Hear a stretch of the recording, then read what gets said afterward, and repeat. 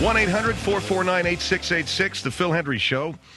And Margaret Gray, nationally syndicated columnist, is going to join us this hour to talk about Prince Charles and Camilla Parker Bowles and the latest on what's going on in their lives. And Margaret, what is the scoop?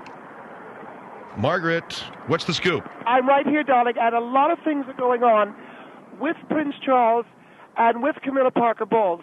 It looks like they are thinking very seriously of marriage, and it really looks as if we have lost our opportunity to embrace Diana, to remember Diana, because I do not approve of this wedding at all, Phil. And why not? Because I think she is a far cry from Diana. Prince Charles, Phil, if you'll recall, gave us this beautiful, this slender, this very well-dressed and well-spoken young woman as a queen, or as a potential queen, I should say. He then got rid of her, drove her into the arms of a foreigner who murdered her. And that is my feeling. And now that Diana is completely out of our lives, and will we ever forget, almost 3 summers ago, this coming summer, Phil, when that girl was taken from us, will we ever forget the loneliness? And now we are repaid with Camilla Parker Bowles. And Phil, I don't think that I am being unkind, and I don't think that I'm talking too far afield, but she is frightening. She is going to be a very, very bad influence. What do you mean frightening? Are you saying she doesn't have looks? I think that we worked a long, long time to rid man of monobrow and to bring it back. Over the last century, Phil, a lot of work has been done to get rid of unibrow or monobrow. In one fell swoop, he's going to bring it back, marrying this woman. I'll tell you something else. William is a young man who will be king someday.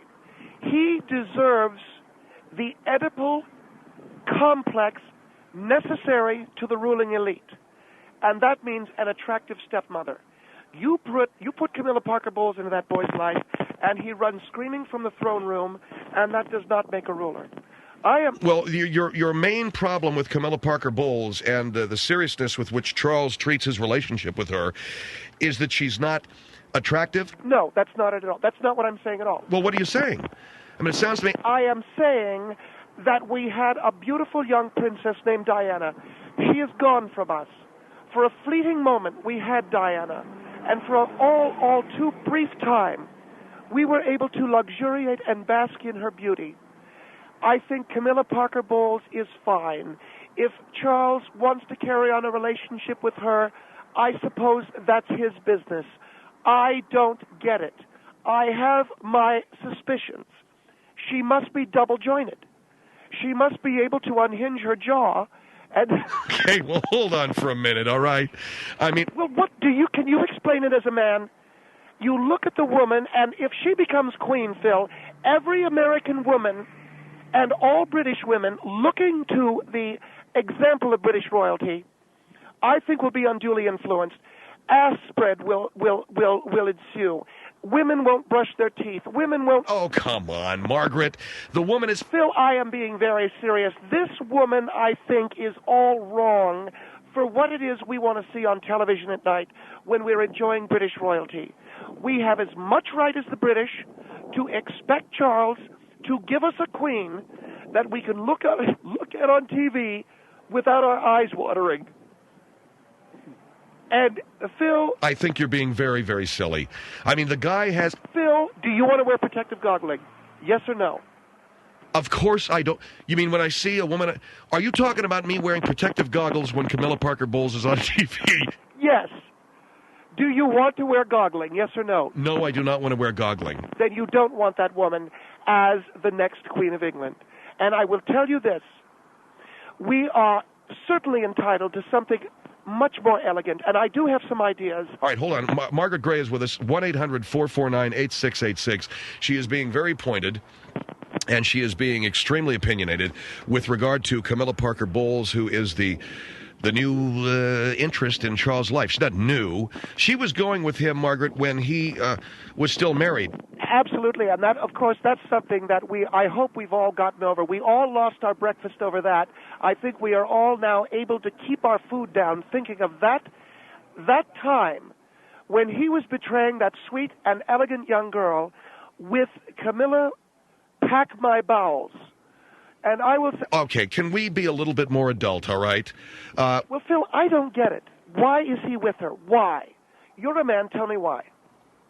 Why, because you think that she's ugly? I mean, you know that beauty, this whole thing about beauty being only skin deep is very true. I happen to be a man who I think understands and believes and relishes beauty, and yet my... Phil, look at her. She looks about 30 years older than him. She's got ass spread that must be at least 10 to 15 years in the making. Unibrow, bad teeth. I mean, I could go on. And so really what we're talking about is a return to a time, an elegant time. And you know what time that was, Phil? All right, well, Grace Kelly, right? Yes. Okay.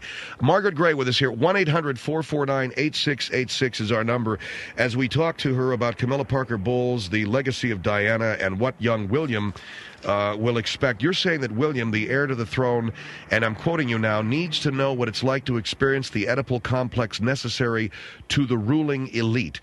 What does that mean? I'm saying that he must feel attraction to his new stepmother in order for that mentality and psychology to take hold, necessary to be the King of England, jealous of your father, wanting to screw your mother or your stepmother, having sex. I don't know. If she's double-jointed, maybe the boy will find something interesting. What is it with you and the double-jointed cracks, okay? So in other words, she's a wonder in bed. She must be. All right, 1-800-449-8686. Let's talk now about this return to Grace Kelly, as you were calling it. Phil, I think we have a wonderful opportunity. I do believe that Prince Charles has a wonderful opportunity to revisit to the people of America and to Britain a glorious time when beautiful Grace Kelly became the bride of Prince Rainier of Monaco and became Princess Grace. It was a lovely time, and we can do that now with an elegant and beautiful young American woman. Now, I will ask you, it's all right for him to marry an American, isn't it? Yes, it's all right for him to marry an American, but what about a British subject? Well, I was thinking of that, and that's problem number 2. Rack your brains, I dare you, and come up with a beautiful British woman, and I'm trying to be kind, Phil. Oh, Margaret. No, really. Come up with a beautiful British woman other than Elizabeth Hurley. I'm counting to 10. Go. Beautiful, Craig, give me an idea. Do. Come on, a beautiful British woman other than Elizabeth Hurley is, well, she's a little bit out of, Julie, I always thought Julie Christie. Oh, in this century, please, all right? Come on, help me out here, Craig. Other than Elizabeth Hurley, a beautiful, Don't say Helen Mirren, okay? Helen of Troy launched 1,000 ships. Her face launches about 4. So. Okay. Boop, ba-doop, boop, boop. Man. Boop, boop, pow, pow. Can't think of it, can you? I can't think of a beautiful Elizabeth. That's why I'm saying, Prince Charles, it's incumbent upon you, darling, to marry an American of elegance, an American of repute, an American of celebrity. And when you do that, you will bring back to all of us the Camelot of Prince Rainier and Princess Grace, and I am talking about Julia Roberts, Phil. Well, she's going with a guy. I mean, Julia Roberts, I think, would be perfect. And I really, really think that Prince Charles needs to think about that. Because if he's going to marry that horse, and I think you're being very unkind. Phil, the only reason why he's marrying... Does her family have stock in Astroglide? I think that there are cases being delivered to the Windsor Castle. I don't know. But if she has an Astroglide factory in her ass, then... All right, I get the point. She's good in bed. Good Lord. Margaret Gray talking to us about Camilla Parker Bowles. Prince Charles seems to be intent on marrying her. It is Margaret's opinion that he marry an elegant and beautiful American actress, and she thinks it's Julia Roberts. Now, she said, name a beautiful British woman other than Elizabeth Hurley. And the only reason why I can't do it is not because British women are not beautiful, is that I'm not thinking. Catherine Zeta-Jones, although I know she's engaged to Michael Douglas, okay? It's just that I don't think in that terms of nationality. All the women that I think of are American. Our number is 1-800-449-8686. Okay, can you think of one, Margaret? Gwyneth Paltrow. Gwyneth Paltrow is American. I'm sorry, she's British. Jesus, didn't you see Shakespeare in Love? That was an accent. She was doing an accent. Well, then I can't think of any. Elizabeth Hurley, and that's it. All right, 1-800-449-8686. Talking about why Charles should not marry Camilla Parker Bowles because, among other things, American women will take after her, not fix their hair, their teeth, or get rid of their ass spread. 1-800-449-8686, The Phil Hendrie Show.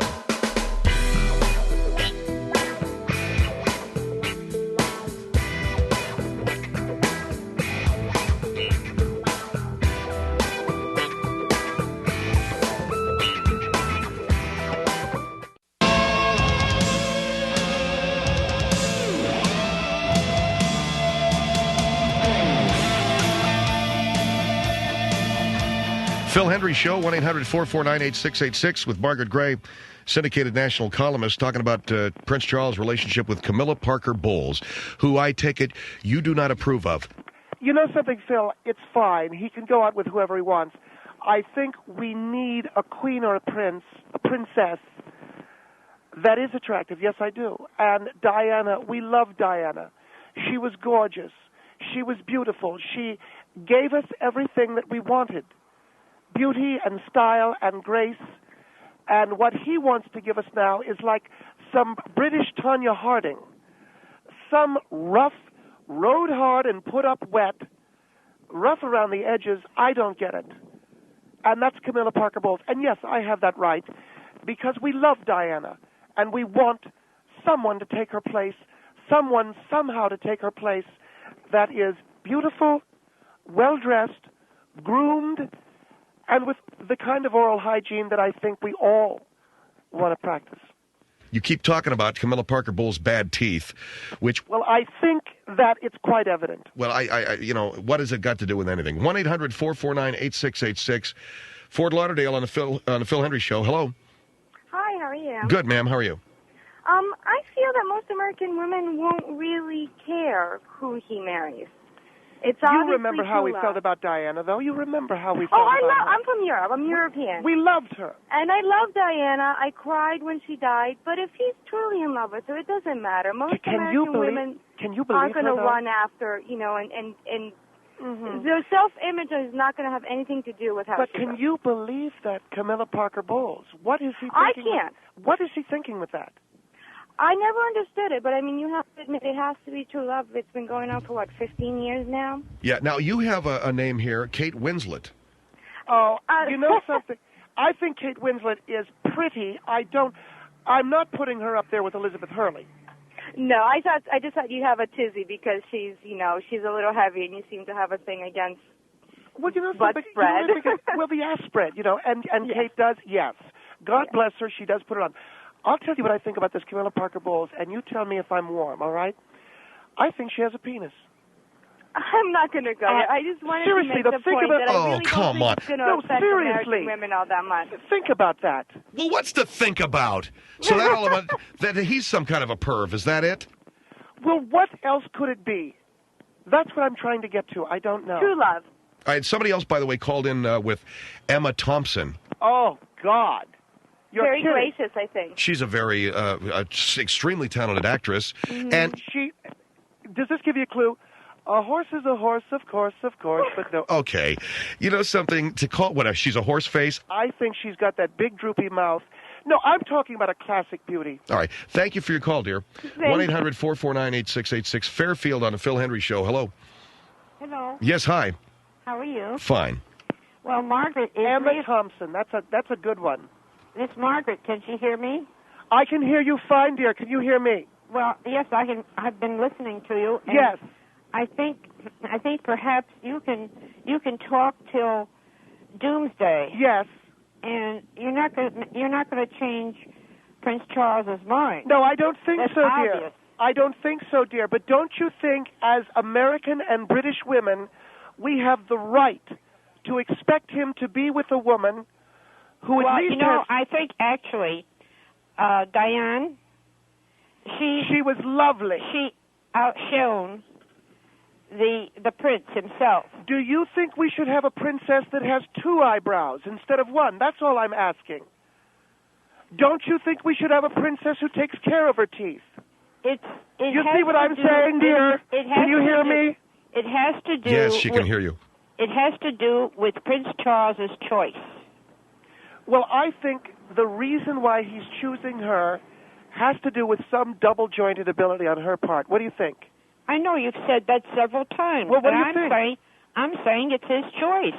And why did he make the choice? There are reasons. I think because she can unhinge her jaw. She's double-jointed. Well, maybe... Or she has a penis. I don't know. Maybe he has some faults that we don't know about. Who, he does? Yes. Yes, like perhaps he's mentally deranged. Perhaps he belongs in a nuthatch. Aren't you precious? You're very sweet, darling. Thank you for calling me. Bye-bye. Right? Bye. Okay. He's mentally deranged. Oh, please. Camilla, pack my bowels. I'm telling... Would you knock it off with that line, okay? We got it the first time. 1-800-449-8686. Fullerton on the Phil Hendrie Show. Hello. Fullerton is gone. Yes, sir. Are you there? Yeah, I'd like to know who this woman thinks she is. I mean, I'm from England, and I'm from England, and Prince Charles should be allowed to see whoever he likes. Absolutely. Whether she's got a disjointed jaw or she can do backflips, he should be allowed to see whomever he likes. You're Irish, aren't you? No, I'm English. Oh, you're English. Is that a Northern England accent? That's a Northern England accent, correct. Scotland? How do you feel? Not I'm Scotland? from Yorkshire. The gentleman's from England. Well, let me say this. You're absolutely right. Prince Charles can be with whoever he wants to be. But don't you think when we had Diana with us, and so brief a time it was, and he threw her out, gave her to some foreigner who killed her, don't you think he... kill her? Oh, please, darling. He put her in a car one night with a juiced-up Iranian driver or whatever he was. I'm saying that we should expect someone with the regal bearing of a Diana. Julia Roberts, I think, is a good idea. No, you're totally wrong there. We shouldn't have any Americans within the royal family. But wait a minute. Grace Kelly did very well by Prince Rainier, did very, very well by the Monacan people. And who are the Monacan people? Yeah, who are the Monacan? Monaco. Oh, well... You don't call them Monacan. Oh, really? What do you call them? I call them foreigners. Darling, do most English people have a fascination with hermaphrodites, or is that... No, that may be Prince Charles's preference. That might be his thing, yeah. It might be his thing, but, I mean, if that is his thing, he should be allowed to go with a hermaphrodite. Well, do you think that a hermaphrodite should be sitting on the English throne? No, but I don't think he's got any right to be on the throne anyway. Might not be the first time. Oh, isn't he funny? Isn't Mr. Hendrie funny, huh? Mr. Hendrie is being I'm trying to be amusing, okay? Well, I think that when I look you don't really have a grasp on what the royal family's about. But it could be. It could be. But you know what? I'm just so I love the royalty. And you're from England, right? Correct. I love your country. I was in London. I was there at the opening of Miss Saigon. I thought I was going to weep. And I'll never forget the night because I had a very heavy flow that month.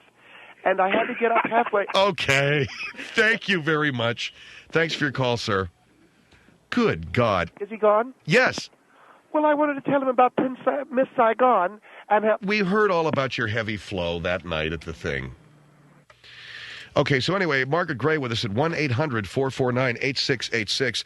And she asked the question, what British women is Prince Charles going to marry that are anywhere near as lovely as Princess Diana? We've come up with Elizabeth Hurley, and that's it. Somebody said Kate Winslet, and they were joking. So there you go. I said Julie Christie, and she told me this century, which I think is very cruel. But I'm an old creep, and I think she's... do I have to go? 1-800-449-8686.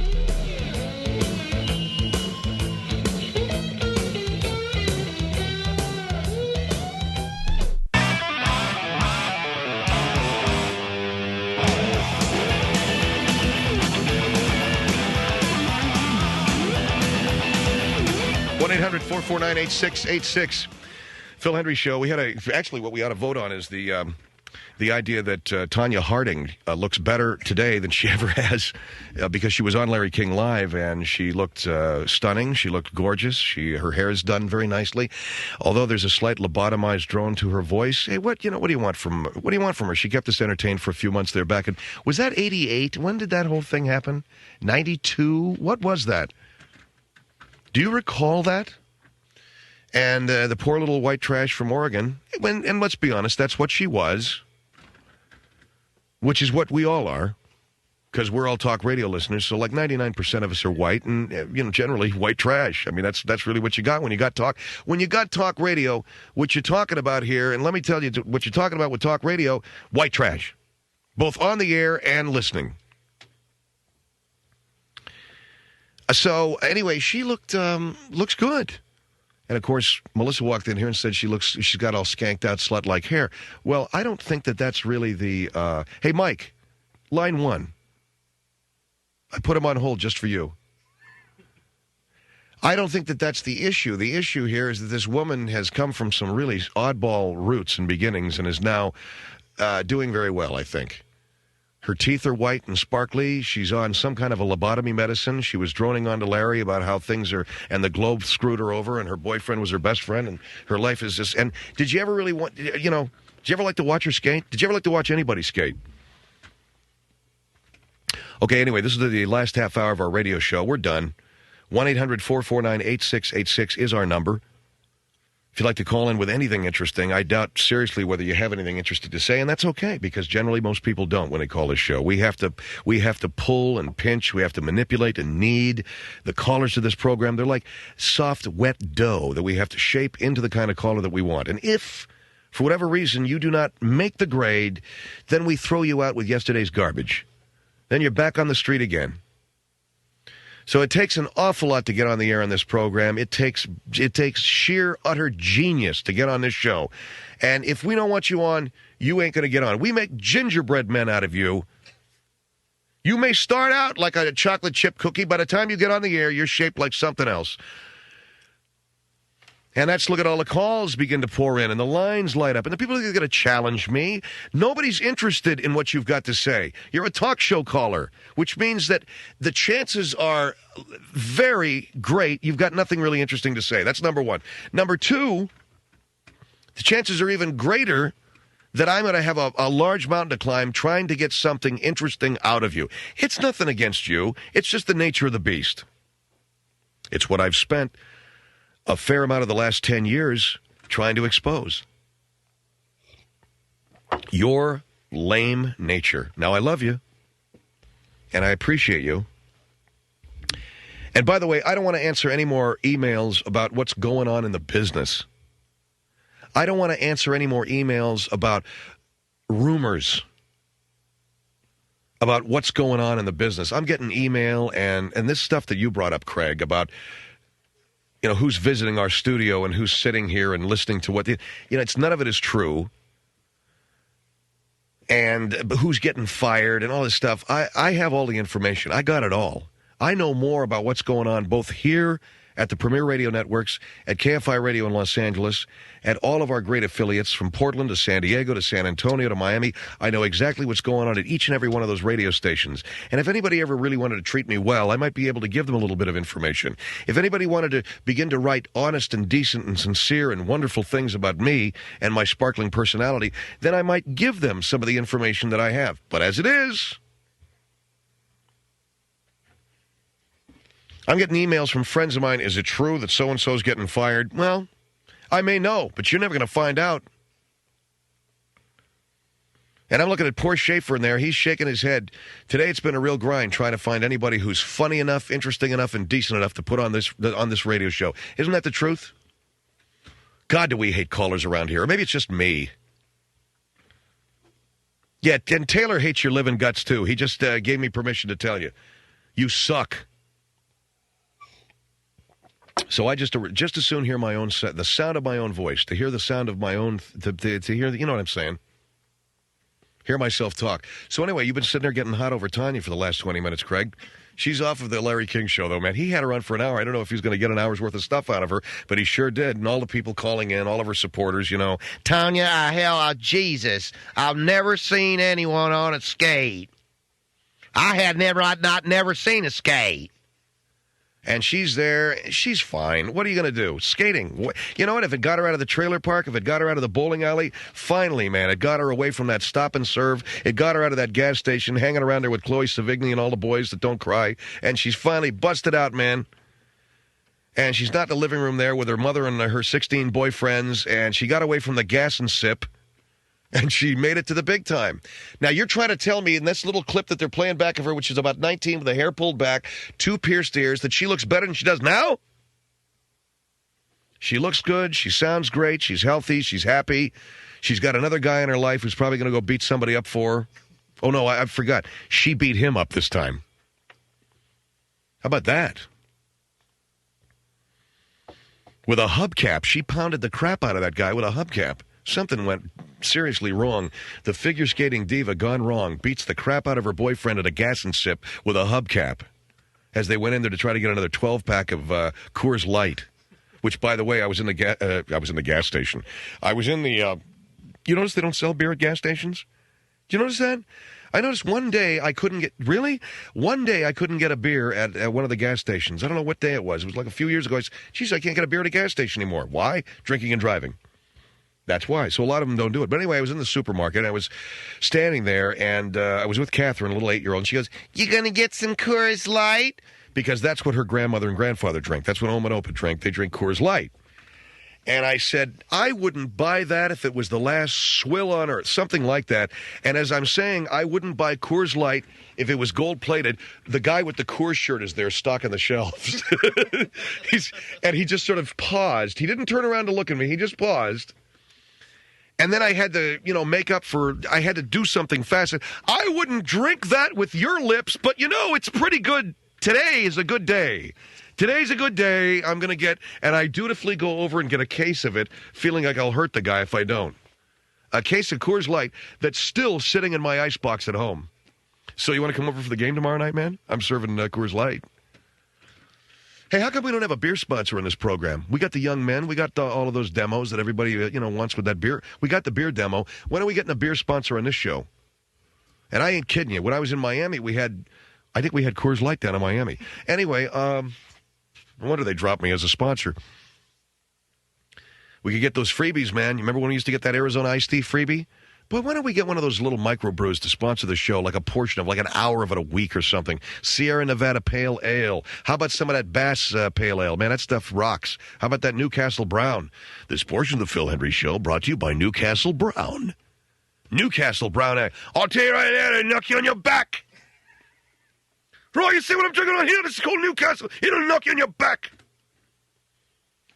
So this portion of the Phil Hendrie Show, not brought to you by any alcohol products, but soon, very soon, if I've got anything to say about that. And I took a walk. Did I tell you last weekend I went out walking with Maria and, because I'm fat, so I'm trying to lose weight. So we went out walking. It was 116 degrees out there, and I almost passed out. I did. I almost died. Well, we went out walking again today, and it was only about 75. It was gorgeous. I still almost died. I'm stopping under trees. I'm going, wiping sweat. I must have stunk to high heaven. And then I'm leaning over some guy who came to try to fix our water heater. And he's going, what seems to be the problem, sir? Well, here, let me help you. I'm leaning over the guy and suddenly realize, boy, it must be a stench nightmare the guy's in. Yeah, just stench pouring all over this poor cat. And his eyes are watering. He begins bleeding from the ears. And, suddenly, and I got up, and the next thing I saw the guy just sort of dragging himself to his car with, like, rashing on the right side of his face. It's like something out of The Stand. It was like something out of The Stand, and it was just me.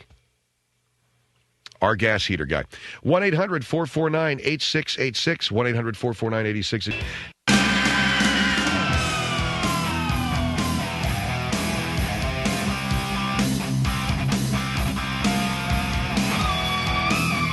Oh, I'm sorry. I was just sitting here biting my fingernails. Hi. Phil Hendrie Show, 1-800-449-8686.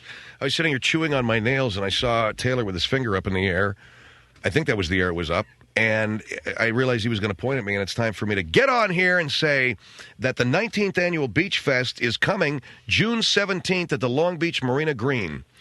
I'm going to be broadcasting live along with many other of our local hosts here in Los Angeles in a meeting of the mouths. But no matter where you live and no matter where you're listening to us here on the Phil Hendrie Network, why don't you come out to L.A., to the Long Beach Marina Green on the 17th for the 19th Annual Beach Fest. There's also going to be a chili cook-off. It is the largest food and music festival in Southern California, so that's fun. And if you so wish to win tickets, fax your name, your address, and mention that you heard this on the Phil Hendrie Show to 213-487-0058, 213-487-0058, and I guess they'll have a drawing to see who gets the tickets. Speaking of fingernails, I remember I was sitting cleaning my fingernails once when Brother Philip in sophomore class said to me, something along the lines of, "Now, gentlemen, when you're done with your test, please bring it to the front of the class and turn it over on the desk. Do not sit there and clean your filthy fingernails the way Mr. Hendrie is right now." And he was a Christian brother. He was a good guy, but he drank. So, I think he was pissed because I'd promised him wild turkey, and I think I came up with something bad for an Easter present and an Easter basket. He was the one teacher in school where we could put an Easter basket with, like, Johnny Walker Red and give it to him along with a pack of Camels. No, he did not drink Christian Brothers. Nobody drank Christian Brothers. The only time they used Christian Brothers is when they were feeding it to those schmucks well, I shouldn't say that. When they were feeding it to the fine people going to get communion. Little wine, a little wafer, and usually it was that Christian Brothers stuff. Now, when I was an older boy, I did not bust in and drink that stuff like so many other guys did. You did, I know, Schaefer. That's why you still have problems. That's why you're still suspect. You're busting in as an older boy at 10 years of age and you're slugging down that Christian Brothers sherry? Wow. You want to drink some port after the show? How come we've been talking about booze lately? I think it's because of those stinking Lakers. Boy, nothing proves more, how readily a team can drive you to drink than the L.A. Lakers with that wonderful victory on Sunday. At least they tell me it was a wonderful victory on Sunday. I'm still drinking to forget it. Coming from 16 points down. Going to drive me nuts. Now, tomorrow night they're playing the Pacers. I predict a big loss. I think they're going to come right out of the gate and fall on their faces out there at the Staples Center. All right, don't take it so personally. I'm kidding. I come from here, man. I can make a couple of cracks like that. Used to be you couldn't diss any L.A. teams, because, well, you're from L.A. and you got to be, but you know what? I'm going to start joining the jet set and doing what everybody else does. I'm going to start rooting for my hometown team. Well, it is L.A., but let's say I come from Pittsburgh. Schaefer, man, you're from the Valley and you root for the Steelers. Wouldn't it be far more interesting if the Lakers got swept in 4 by the Pacers? Go Chris Ferris, by the way, UCLA Bruin, fan of our show, and I think he made the cut. I remember he called us at camp last year. Or he didn't call us. He did. He called you up, said he dug the show. I don't keep track of that crap, man, like some people I know. He was hurt last year. He didn't play. I don't keep track of who listens to the show in terms of the celebrity status of people because it's just important that people are listening to the show, so that we got one more month of life, just one more week of paycheck, just one more day, one more minute of some kind of remuneration so I can bring it home to my wife and say, "Here, honey, we can keep the heat on for another day." That's all I care about. I don't care where it comes from or how we get it. I don't answer fan mail. I don't believe in talking to listeners. I hate all of you. I'm Phil Hendrie. I'm joking. Also, I want to mention to you guys our website, philhendrieshow.com. If you go over there, I think that you'll see some things that Melissa Morgan has written, although you never can tell. I don't know when they post that stuff anymore. But Melissa contributes, as do many others, to philhendrieshow.com. There's also some really interesting websites that fans have started up, and you can check out some links to that at shuckandjive.com, which is Bill Kiesling's fan page. And do I mind giving plugs to all of the fan pages that are unofficial? Yes. I mean, do I mind? No. Do I mind them being unofficial? Yes. I wish they were all official because it's some really good work. In fact, and I shouldn't be saying this because I know some very important people at Premiere are probably listening, it's better than the official site. So go to philhendrieshow.com and check out that crap. We're still selling our CD, soon to be the 2000 CD that we'll be selling. And by the way, I think we've raised somewhere in the neighborhood of maybe $140,000. But I've stopped getting updates from my friend's place. Why is that? Are you getting any, Mike? They've stopped sending us updates on how much money we're making because their computers burned to the ground or something. One of the computers, I guess we were making so much freaking bread the computers are out of service. We burned those things up. Anyway, we appreciate the great support that people have given us over the years for the sale of our CD. Approximately $145,000 we have raised for my friend's place. We're only, say, about 40 grand off our mark, but that's all right. And again, we have to do something other than a CD. I think the CD has sort of run its course, don't you think? Something like a movie, I don't know, maybe a television show. How about some kind of a big Princess Diana farewell? How about if I get into a Mercedes and drive real fast someplace, and then you guys can all go boo-hoo as they walk down the middle of the street, man, with my coffin being dragged along by some guys in